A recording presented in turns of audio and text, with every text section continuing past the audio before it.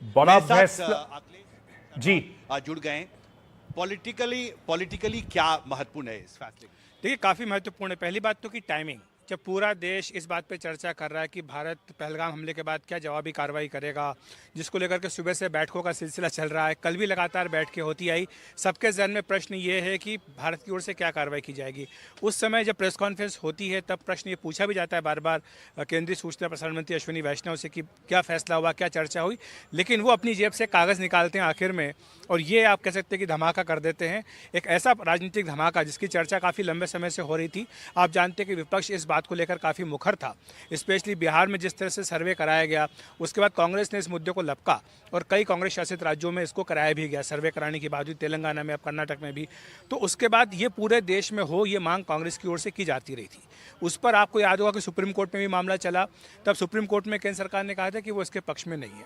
और इससे पहले जो डॉक्टर मनमोहन सिंह का जिक्र उन्होंने किया कि जब एक SECC हुआ था, सोशियो इकोनॉमिक कास्ट सर्वे, उसमें सर्वे था वो, और उस सर्वे के आंकड़े अभी तक जारी उस तरह से किए नहीं गए थे क्योंकि ये कहा गया कि काफ़ी कॉम्प्लेक्स है, बहुत सारी जातियाँ इसमें हैं और कई सारी जातियाँ मिक्स हो गई हैं।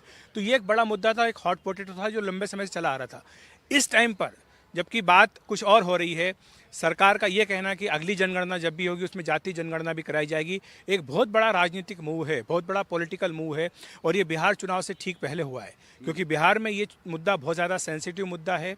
नीतीश कुमार की सरकार में ही ये फैसला किया गया था कि कास्ट सर्वे कराया जाए और अब जबकि 3 महीने बाद बिहार के चुनाव होने जा रहे हैं, केंद्र सरकार का ये फैसला निश्चित तौर पर इसकी गूंज जो है काफ़ी दूर तक सुनाई देगी। जी, और सवाल मुझे लगता है कि बिहार के अलावा जो दूसरे राज्य हैं, आप जैसा कि जिक्र खुद अश्विनी वैष्णव ने किया कि कुछ राज्यों में सर्वे कराया गया लेकिन साइंटिफिक तरीके से नहीं हुआ है, बहुत एडहॉक तरीके से किया गया है।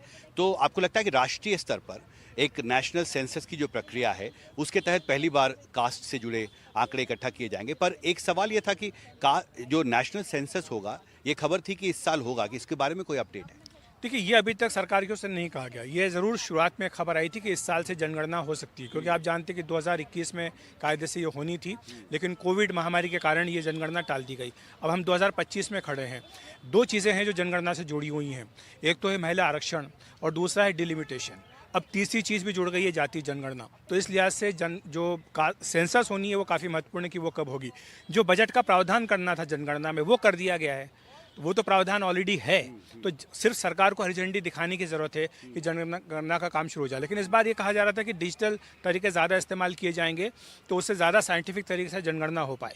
जो आपके सवाल का पहला हिस्सा था कि कुछ राज्यों ने अपनी ओर से कराया, देखिए ये बात तो अभी केंद्रीय मंत्री अश्विनी वैष्णव ने स्पष्ट की है और संविधान भी बिल्कुल स्पष्ट है इस मामले में कि जो राज्य है उनको जनगणना करने का अधिकार नहीं है।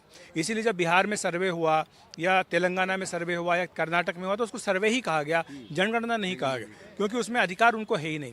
तो इसलिए केंद्र सरकार ने अपने इस अधिकार का प्रयोग किया और आज जिस तरह से उन्होंने इसका ऐलान करते समय कांग्रेस की सरकारों का जिक्र किया, डॉक्टर मनमोहन सिंह की सरकार का जिक्र किया, उससे साफ है कि बीजेपी सरकार, मोदी सरकार ये चाहती है कि इस मुद्दे पर श्रेय उसी को मिले क्योंकि आप जानते हैं कि जाति जनगणना एक ऐसा मुद्दा है जो राहुल गांधी बहुत जोर शोर से उठाते रहे। तो आज जब सरकार ने अपनी ओर से फैसला किया है और ऐसे टाइम पर किया जब सभी एक्सपेक्ट करते कि कुछ बड़ा फैसला होगा, कुछ बड़ी कार्रवाई सरकार की ओर से होगी इस आतंकवादी हमले के बाद, उस समय ये फैसला अनाउंस करना इसके कई अपने मैं समझता हूँ कि गूढ़ राजनीतिक निहितार्थ है। एक सवाल था कि cabinet committee on political affairs की बैठक होती है और ये तय होता है कि सेंसस के साथ कास्ट के बारे में जो डाटा है उसका इन्यूमरेशन होगा, तो ऐसा नहीं लगता कि इसमें एक संकेत है कि सेंसस भी अब शुरू होने वाला है? निश्चित तौर पे देखिए सेंसस डिले करने का अब तो कोई सरकार का इरादा है नहीं और सरकार का, जैसे मैंने कहा कि 2 बड़ी चीज़ें सरकार की, महिला आरक्षण और डिलिमिटेशन, दोनों ही सेंसस से जुड़े हुए हैं। तो ऐसे में अब लगता नहीं कि ज़्यादा समय इसमें लगेगा।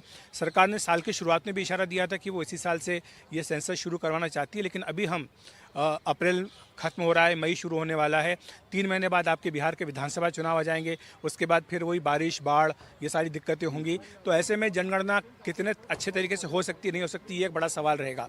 तो मुझे लगता है कि हो सकता है कि अगले साल से इसमें पहल की जाए, लेकिन आप जानते हैं, आप भी बहुत अनुभवी हैं, सरकार को बहुत अच्छे से कवर करते हैं कि जनगणना का काम बहुत कॉम्प्लेक्स होता है, आपको हर घर में जाना होता है। और इस बार अगर आप ये कह रहे हैं कि बहुत डिजिटल तरीके से करना चाहते हैं जिसमें कि आप बायोमेट्रिक भी ले लें, आप और भी चीज़ों को रजिस्टर करें, तो ये एक बहुत ही कॉम्प्लेक्स प्रक्रिया होगी और इसमें समय भी लगेगा। तो कम से कम आप मान के चलिए कि 1-1.5 साल इसमें लग सकता है, तो उसकी तैयारी होगी। लेकिन इस बीच एक बड़ा राजनीतिक मुद्दा जो था वो बीजेपी ने अपने हाथ में ले लिया है, जाति जनगणना का। और मैं कोई हैरान नहीं होगा, हालांकि हमें उस मीटिंग का ब्यौरा नहीं पता, लेकिन कल जब मैं था वहाँ पर लोक कल्याण मार्ग पर, तब आरएसएस प्रमुख मोहन भागवत पीएम नरेंद्र मोदी से मिलने के लिए पहुंचे थे। करीब 1.5 घंटे उनकी बातचीत हुई।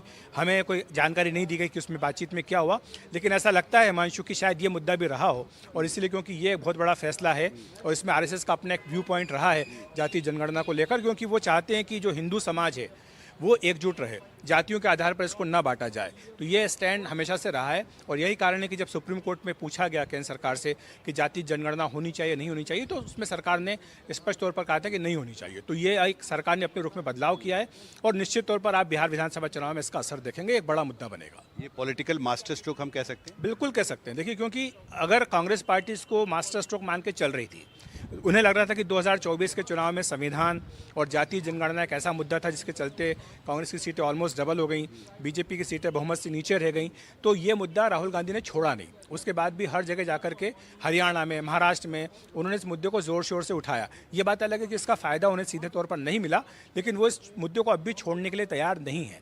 तो जाति जनगणना का मुद्दा बार बार कांग्रेस पार्टी उठा रही है, तेलंगाना में जैसे मैंने कहा, और उसके बाद अब कर्नाटक में वो बात कर रहे हैं, और भी जो हिमाचल प्रदेश जहाँ जहाँ भी उनकी शासन है, 3 राज्यों में है, तो वहाँ पर वो इस मुद्दे को जोर शोर से उठा रहे थे। तो इसकी काट अब निकाली गई है, लेकिन इसका सबसे पहला जो ध्यान में रखा गया है वो है बिहार विधानसभा चुनाव। बिहार विधानसभा चुनाव। सो अंकित, बहुत साफ है कि बहुत सोच समझकर सरकार ने यह फैसला किया है, बिहार में विधानसभा चुनाव होने वाले हैं, और एक पॉलिटिकल मास्टर स्ट्रोक हम कह सकते हैं, जिसका बहुत ही सही वक्त पर मुझे लगता है ये फैसला सरकार ने किया। जी अंकित।